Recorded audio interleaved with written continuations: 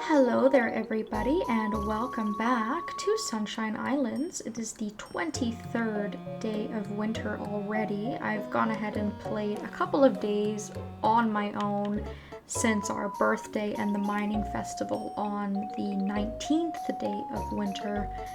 And I've mostly just been mining, but there have been a few changes and a couple of things that I've sort of written down that I haven't gotten around to talking about yet. So this is probably gonna be another laundry list type of video where I just kind of talk about a bunch of random things. And today we are also going to be doing the setup for our festival tomorrow. Despite the fact that the Starry Night Festival takes place on the 24th, you have to ask a date for the festival a day ahead of time. So we have a lot of choice. And don't worry, if we just pick one random person to go with, we aren't going to miss the event with all the other characters because I will record them and upload them later, of course. So I'll just get my usual boring farming stuff out of the way. First, we'll just go and feed all of the animals. And I'm gonna equip my brush.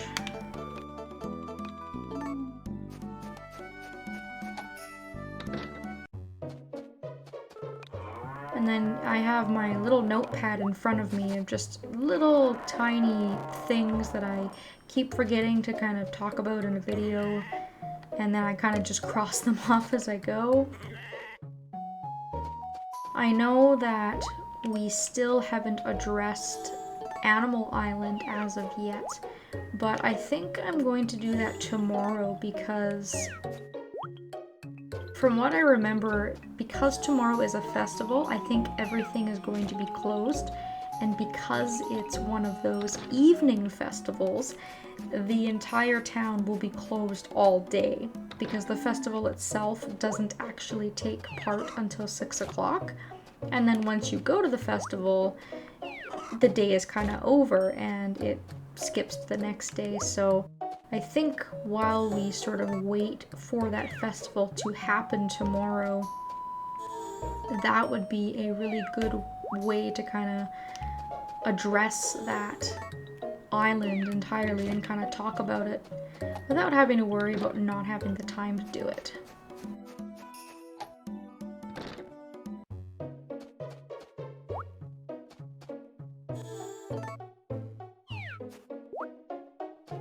And nothing has really changed on the farm. I've had the opportunity to clean the field up a little bit.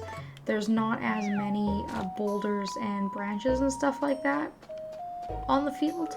It's a little bit cleaner, but I still have a ton of boulders on the farm. I've kind of run out of branches now, which is kind of a good thing because it's just less stuff for me to maintain. So the first thing I'm going to do today is I'm actually going to come over to Harvest Sprite Island.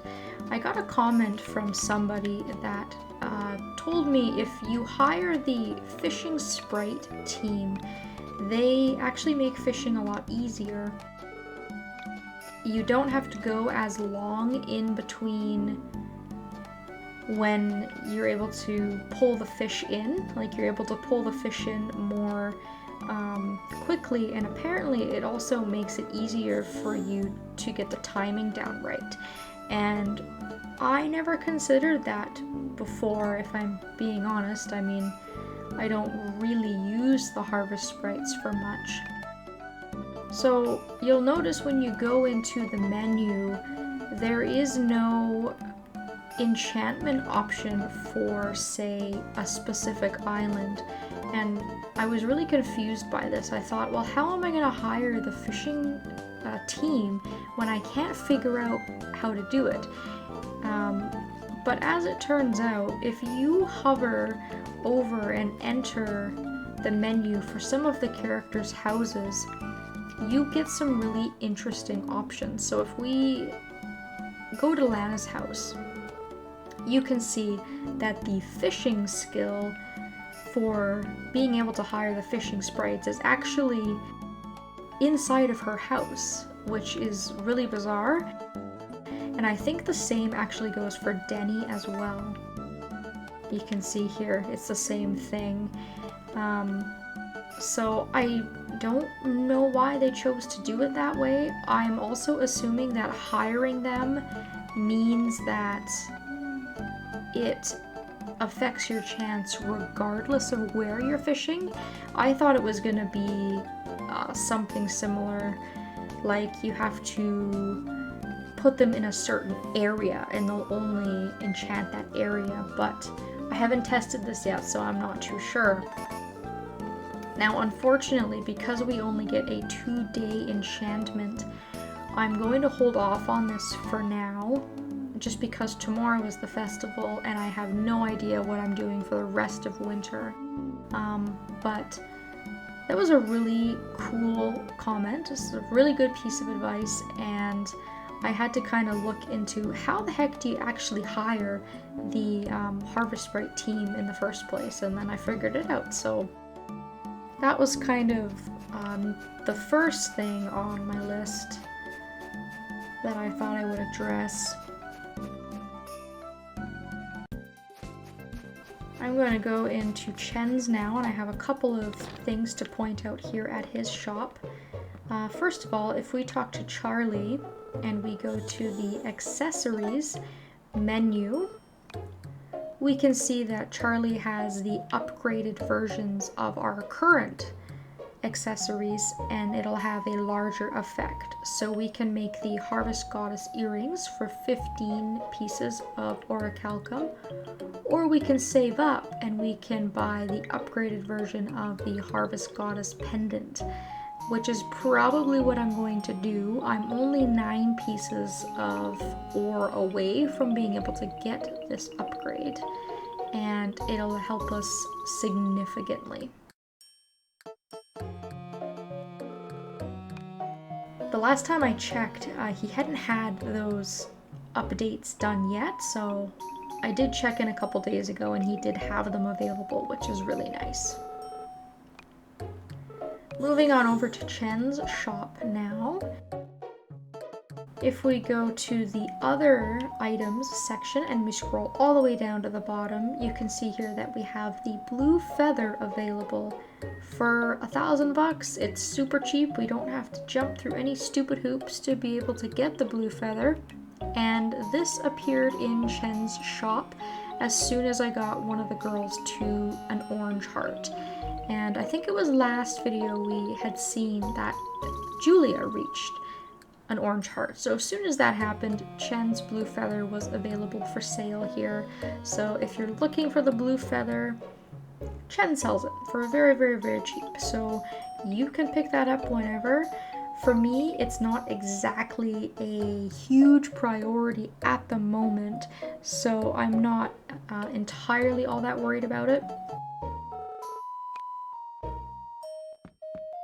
And those were kind of the two sort of changes that were in Chen's shop that I noticed. And coming into Mirabelle's now, I won't be able to really go over the entire Animal Island tutorial until tomorrow, but her shop will not be open, so I want to open up her menu, and you can see here that once you raise Animal Island, she has a bunch of different options for food. So now we have food for mice, sparrows, rabbits, ducks, badgers, and monkeys. So these are all the different types of food that you'll need to feed the animals on Animal Island. And I will go over that a little bit more, of course. You can feed them other things as well, but these are just very basic things that you can buy for whatever specific animal you want to use it for. I'm going to just briefly purchase a piece of monkey food so that we can demonstrate how to use it and what that looks like tomorrow when I kind of plan to give a more in-depth tutorial and actually visit Animal Island. Now, the first girl I talk to is going to be the girl who will invite me to the Starry Night Festival tomorrow. I think I can say no, but I don't want to hurt their feelings. And I personally think that Witch Princess is probably going to have the most interesting event for this Starry Night Festival we have coming up tomorrow. I would really like to know what her idea of romance is, because this is a romantic sort of festival. So I'm just going to go ahead and mosey on over to Mystic Island and speak with her. Yoo-hoo, I was hoping you'd ask me to the Starry Night Festival. Well, yes, that's why I came. Will you go with me? Oh, fine. I'll do you the honor of coming to your house at 6 p.m. You better have some food ready. Alright, so we will see Witch Princess tomorrow at our house at 6 p.m. Each bachelor or bachelorette, whoever you ask to this festival, will have a different area that they will want you to go to. So not everybody's going to show up at your house. If you're asking, say, Lana, for example, she's going to go to a different area than Julia or Natalie. Natalie and Elliot will both ask you to come to their house. And if you're asking Vaughn or Julia, they'll ask you to go to the animal shop, so on and so forth. I think for Lily, she'll want you to go to the inn. So you just want to pay attention to where they want you to go, because you don't want to mess that up. You want to make sure you show up for your date, because if you don't, you lose friendship with that person. And the person that you ask to the festival has to be at a green heart or higher. If they do not have a green heart or more, you cannot ask them to the festival. So in our case, that rules out Lily, obviously. And I looked into it, and apparently you can ask Elisa to this festival as well, even though, again, technically she's not a bachelorette. So that'll be some year 2 goals. I don't really want to get married until I've had the opportunity to see and or record all of the events and heart events and stuff like that in my own time if I don't catch it in a video. So for these romantic festivals that we're missing out on, it is something I really would like to have the chance to show to everybody, as is my custom. That's kind of what I normally do anyways. Alright, so what else was on my laundry list? I'm gonna head on over to the cafe, I guess. I'm gonna give Lily some ore. I am absolutely dead exhausted from mining. It is so time consuming, and getting gold for Lily is such a pain because in between floors 26 and 49, gems disappear. They're gone. The only thing that you can find is ore. So not only is it really hard and time consuming to get down to floor 26 to be able to get Lily gold, but it's also not profitable because ores really don't sell for very much money at all. Gems is kind of where it's at, but if you have 25 floors of not getting any gems, then that becomes really frustrating.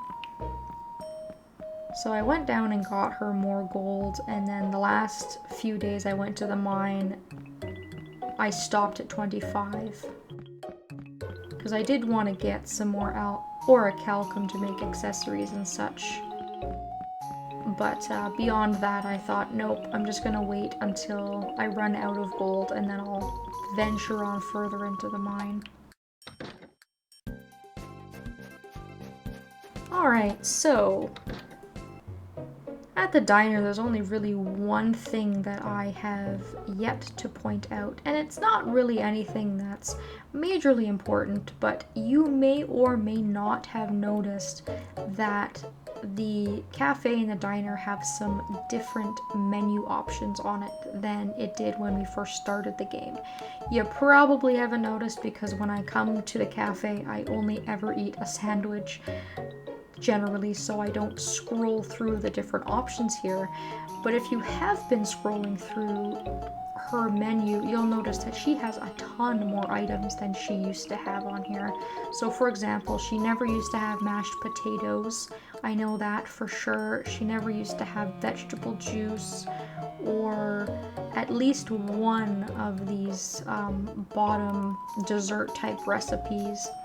I don't actually think she had anything with the chestnuts or the yams at all, but either way, the point I'm trying to make with all of this is that both the cafe and the diner will add some food to their menu once they have given you the recipe for that specific type of food. So if I showed her a potato and she gave me the recipes for mashed potatoes to cook at home, she would actually add this as an item that we can eat when we come to visit her. And like I said, the diner is the same way. And I did a little bit of looking up into if what I was eating was sort of the best. And what I found was that the sandwich really does still seem to be the best food for stamina recovery. You get 30 stamina recovered from a sandwich, and there are some foods that come close to that with like 20 or 24 comparable. But if I just feel still that a sandwich for 200 bucks is a good deal. You get lots of stamina and you get lots of fullness.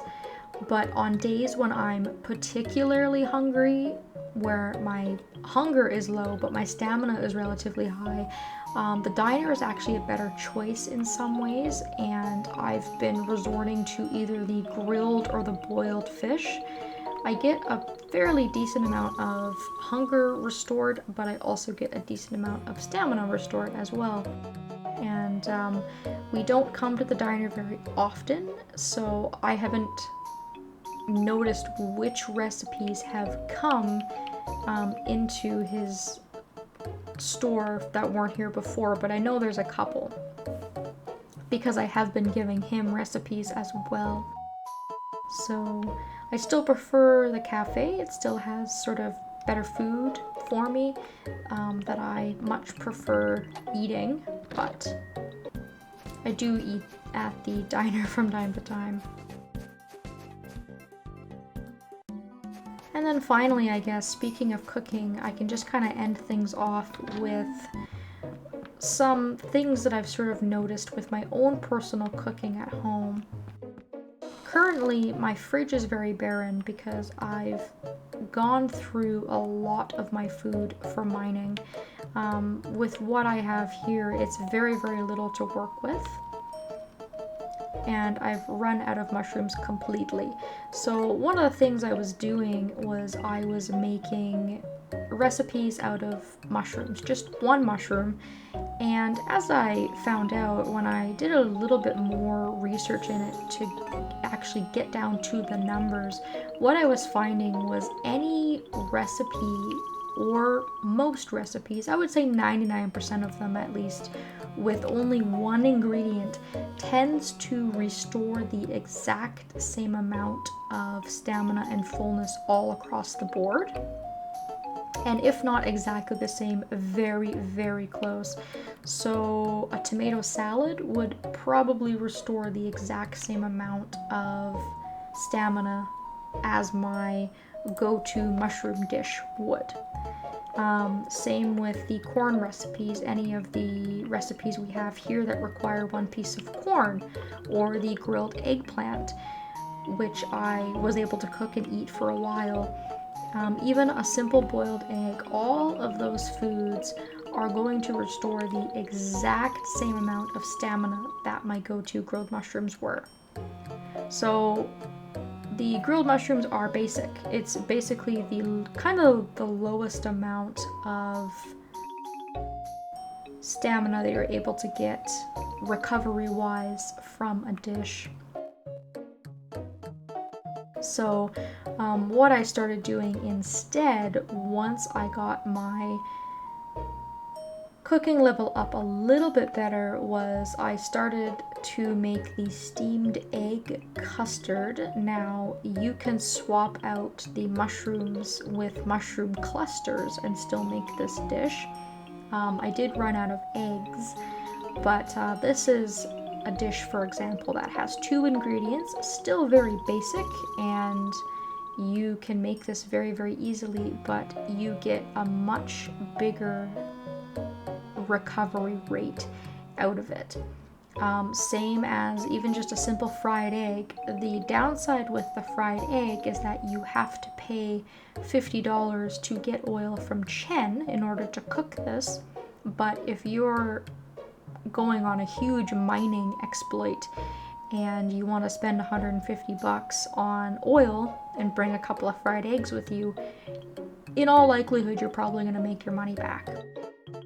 So I haven't really talked about cooking at all since we did the tutorial, but if you really want to get into the cooking system, I would recommend just pulling up a chart of some sort of all of the dishes that were and what they recover in regards to hunger and stamina, and you'll see kind of what I mean. You can look up multiple dishes and see some of them are very, very similar regardless of ingredient, and the more complex that you get, the more stamina recovery and more hunger that you're going to get out of a dish, obviously, which makes sense.